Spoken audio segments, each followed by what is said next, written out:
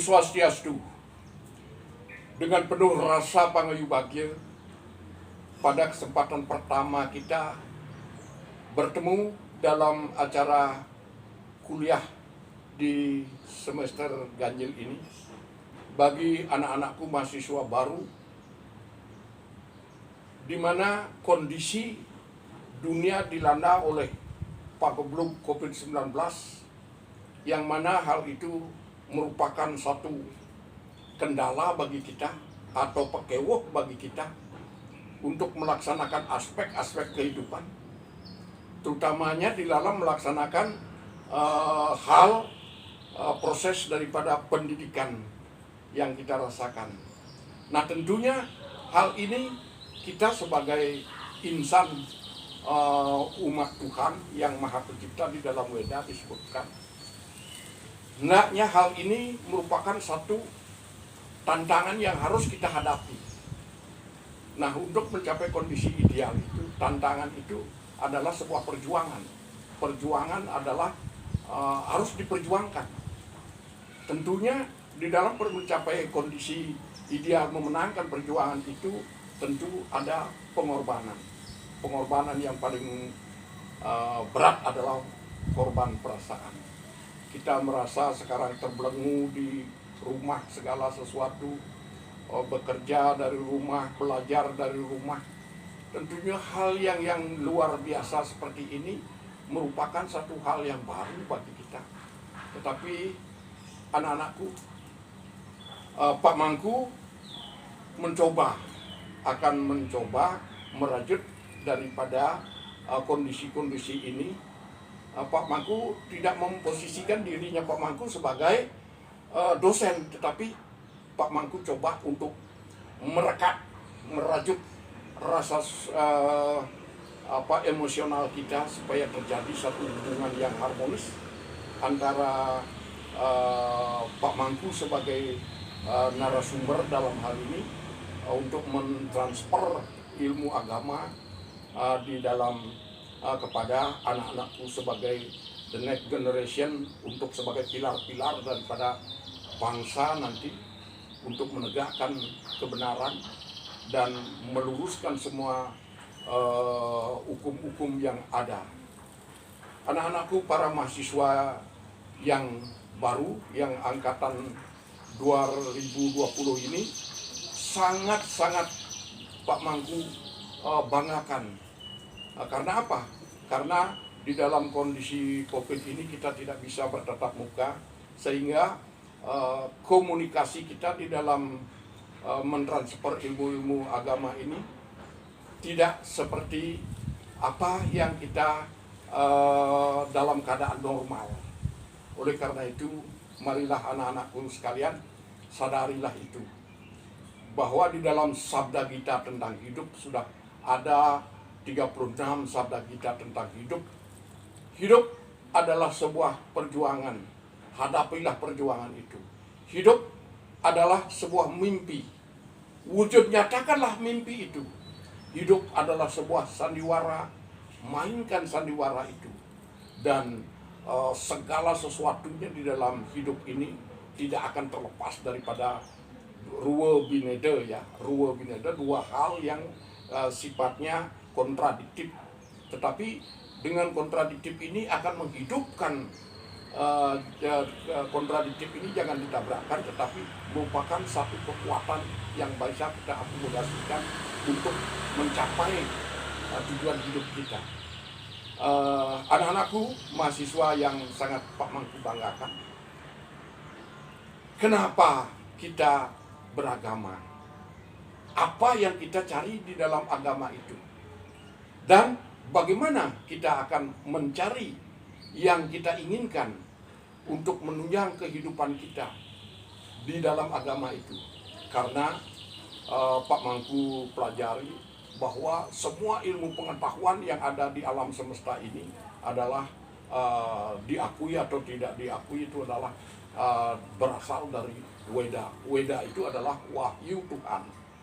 Karena di dalam agama itu ada rambu-rambu hakikat daripada sebuah proses kehidupan supaya kita bisa selamat untuk mencapai tujuan itu, kita belajar dari agama itu. Ada 3 konsep di dalam agama itu, yaitu kita selamat mencapai tujuan itu tiada lain adalah, pertama adalah hukum 3A. 3A. A pertama adalah agama. Agama akan memberikan arah. Terus yang kedua, seni budaya. Seni budaya akan memberikan indah. Dan yang ketiga adalah ilmu pengetahuan. Ilmu pengetahuan akan memberikan kemudahan. Artinya disinilah Pak Mangku akan mencoba tidak lagi kita belajar seperti belajar agama seperti SD, SMP, SMA. Sekarang anak-anakku adalah seorang mahasiswa. Apa itu mahasiswa? Artinya sudah merupakan suatu pendalaman tentang hakikat daripada yang kita ciri di dalam hidup ini. Agama akan memberikan arah. Di agama itu ada rambu-rambu seperti apa yang Pak Mangku jelaskan tadi. Adalah di bagaimana kita harus, kalau implementasikan di dalam kehadiran ilmu pengetahuan dan teknologi, ibaratnya kita dari Surabaya ke Bali memakai mobil. Nah, di sini untuk mencapai selamat sampai di Bali, bagaimana kita harus ilmu mengendalikan mobil yang kita naiki untuk menuju ke Bali itu. Rambu-rambu harus kita pahami, jembatan, penanjakan, penurunan, pengkolan. Kalau pengkolan pamannya, pengkolannya itu sampai lebih dari 40 derajat, kecepatan harus dikurangi, persiapkan rem dan oper gigi. Oleh karena itulah di dalam agama itu disebutkan merupakan sumber rambu-rambu kebenaran untuk mencapai sasaran. Yang kedua, ilmu pengetahuan. Yang kedua adalah seni budaya. Di dalam seni budaya itu kita akan mampu mendapatkan satu pencerahan dengan mendengarkan seruling gembala yang demikian indahnya, yang sayup-sayup memberikan nutrisi jiwa di dalam hidup kita. Di dalam nutrisi jiwa terbangun di dalam hidup kita akan memberikan suatu keindahan, ketenangan. Di dalam ketenangan kita akan bisa mengambil satu langkah-langkah yang bijak, ya. Ini ilmu pengetahuan seni budaya itu luar biasa nilainya. Seni budaya, karena apa? Seni budaya itu sangat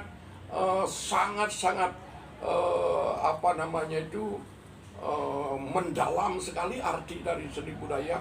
Dia adalah sangat universal, ya. Kenapa? Makan kita harus pakai seni, berjalan kita harus pakai seni, tersenyum kita harus pakai seni, kencing pun harus pakai seni. Artinya segala tindakan kita harus dilandasi dengan seni. Dan yang ketiga adalah ilmu pengetahuan. Ilmu pengetahuan akan memberikan mudah. Nah, artinya di sini ini pemahaman mahasiswa ini tidak lagi seperti SD, SMP, SMA. Dengan ilmu pengetahuan kita akan bisa mampu mengerjakan apapun yang ingin kita kerjakan, apapun yang ingin kita bangun dengan implementasi ilmu pengetahuan itu. Contohnya dalam Weda disebutkan ada 3 ilmu pengetahuan yang dapat kita rangkum, kita capai. Ya, metodenya adalah apa? Trima Pramana yang disebut Anumana Pramana, Agama Pramana, Pratyaksa Pramana. Pratyaksa Pramana sekarang sebagai contoh ini, sebagai implementasi. Kita dengan ilmu pengetahuan kita melihat orang menggoreng sambal gitu, dinyalakan kompornya, dipasang wajannya, terus dikasih minyak secukupnya. Setelah dipanasi minyaknya baru kita tuangkan apa yang ingin kita goreng. Nah, dengan melihat itu kita mendapatkan ilmu pengetahuan. Dengan ilmu pengetahuan itu kita mudah membuka ban gitu umpamanya. Kalau membuka itu adalah harus ke kiri. kalau memasang ban, mengeraskan baut-bautnya itu harus ke kanan. Dengan Pratyaksa Pramana kita dapat, dan Anumana dan agama Pramana itu sudah jelas, anak-anakku sudah mengerti. Ini satu contoh-contoh saja. Baiklah anak-anakku sekalian, mudah-mudahan pageblug COVID-19 ini cepat bisa berlalu. Kita akan bisa lebih harmonis, lebih berajut rasa emosional kita. Seperti Pak Mangku tadi katakan bahwa Pak Mangku memposisikan diri bukan sebagai dosen ya, tetapi Pak Mangku adalah wakil daripada orang tua Anda. Untuk harapan orang tua Anda, tentunya keberadaan Anda di Universitas Hang Tuah ini merupakan suatu anugerah yang sangat besar sekali. Berapa umpamanya sekarang kuota di Hang Tuah itu 250 orang, tapi pendaftarnya untuk Fakultas Kedokteran itu hampir 1.800-an. Jadi penyaringan untuk mencapai 250 itu sangat ketat banget. Oleh karena itu berbahagialah anak-anakku. Nah, tercapainya anak-anakku di universitas yang cukup di Indonesia, universitas yayasan yang boleh dikatakan yang paling image yang paling tinggi ya, image yang paling tinggi di Indonesia. Ini tentunya Anda berada di Universitas Hang Tuah ini penuh dengan pengorbanan harta benda material, pengorbanan perasaan, dan segala-gala pengorbanan, dan penuh dengan di samping pengorbanan itu ada harapan orang tua untuk menjadikan anaknya sebagai seorang putra sesana atau sentana wardi. Oleh mencapai kondisi itu tidak mudah, saya harus diikuti dengan kesadaran, membangun karakter kita, membangun jiwa korsa kita untuk tidak gampang menyerah. Makanya judul daripada grup kita, Pak Mangku beri judul yaitu apa? Wira Ananta Dharma UAT 2020. Artinya Wira Ananta Dharma, kita selalu menang di dalam menegakkan Dharma di Universitas Hang Tuah 2020. Berbahagialah anak-anakku, dan akan Pak Mangku sambung dengan video yang Bapak rekam. Om Santi Santi Santi Om.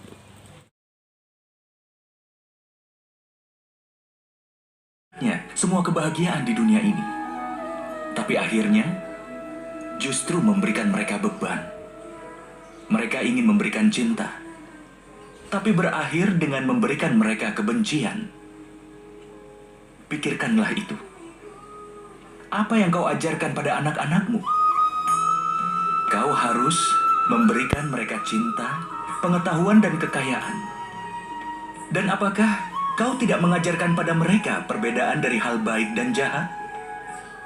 Bagaimana permusuhan satu orang dengan yang lainnya? Apakah itu satu masalah bagi yang lain atau menjadi masalah seluruh bangsa? Jangan membuat keputusan karena semua hal itu.